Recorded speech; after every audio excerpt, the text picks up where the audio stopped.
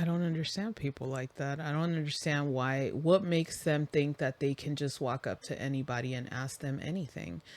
And I think a lot of that has to do with the fact that they're white. It has everything to do with that white privilege. Um, like remember that I feel this is my favorite so far. It happened during the pandemic, during George Floyd Hmm. um, protests and all of that, and it was the Native American girl who slapped the bejesus out of that Oh, attorney. that was wonderful. That was glorious. Like her, I felt like her people stood behind her in that moment, in the moment of Yeah, contact. she It got was like it was like a blip, and it just, she summoned the ancestor, the she native sure did. ancestors, and walking barefoot and Yeah, and wild wolf yeah, and howling moon dog.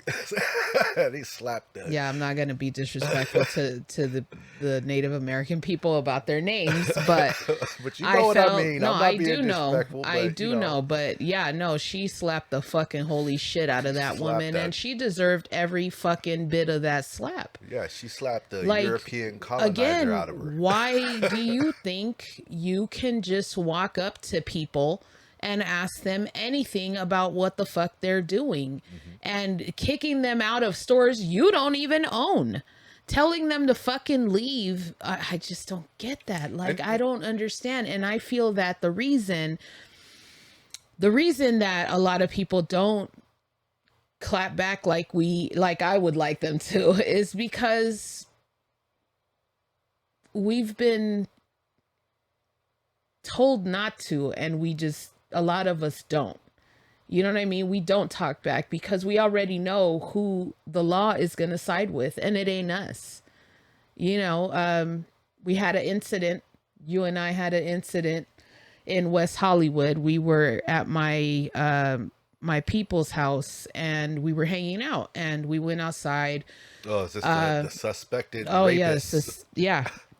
We went outside to smoke, and my friend, he had his dog, and we were out there hanging out and stuff, just talking. You know, Let the the dog dog do was his not on the thing. leash. He was just doing his thing, pooping, peeing, whatever. And I see a couple walking down the street. Now, he lives in the heart of West Hollywood. So there's clubs and stuff, there's places, there's bars, whatever. So I'm assuming this couple's coming from, whatever place, because the girl kind of looked a little dressy. Oh wait, hold on. Let's back it up a little bit. Mind you, when we came out, there were people walking up and down the street, just Yeah, it's minding their very, business, just doing their yeah, thing. they walk their dogs, or Yeah, they're just taking a walk. Like, it's you'll see it a lot. People walk around the neighborhood. It's not like a bad neighborhood like yeah. that, or so we thought.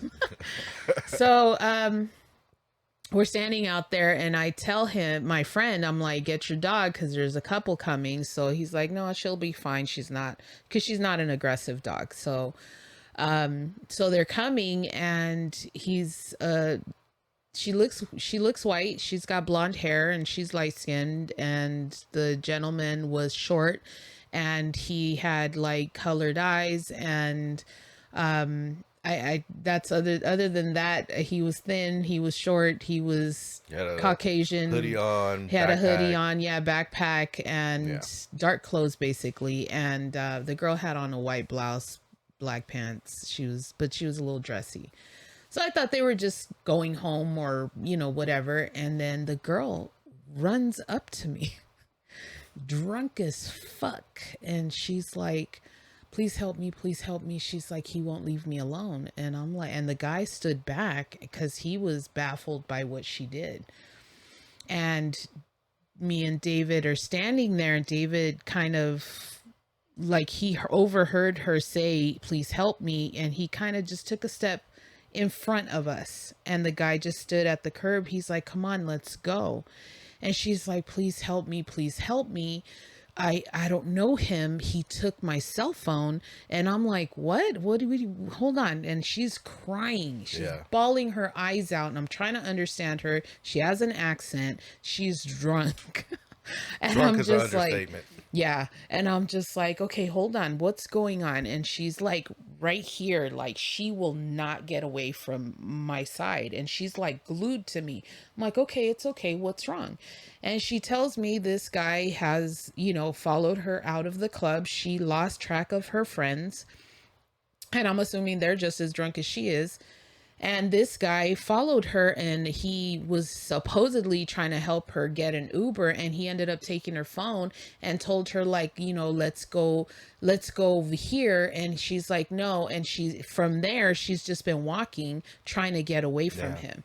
So he's like, come on, let's go. He's like, we don't know these people. I said, well, she doesn't know you. Yeah. Right. She doesn't know you. She's not going anywhere. And he was like, why don't you like stay out of it? And Dave's like, no, so we're trying to take care of the situation. And then at some point, I felt like it was escalating because the guy kept trying to get closer to me and Dave kept moving with him. And so I tell my friend, because my friend just stood there on the spot, like He froze. he froze. He was scared because it kind of got a little intense. And he's like, he's just standing there frozen. And I tell him, go inside and call the sheriff, because the sheriff is out there in West Hollywood. Yeah, in that area. So I'm still standing there, and she's like, please don't let him take me. Please don't let him take me. I was like, no, you're not going anywhere. You're here. You're with us. You're fine. You're safe.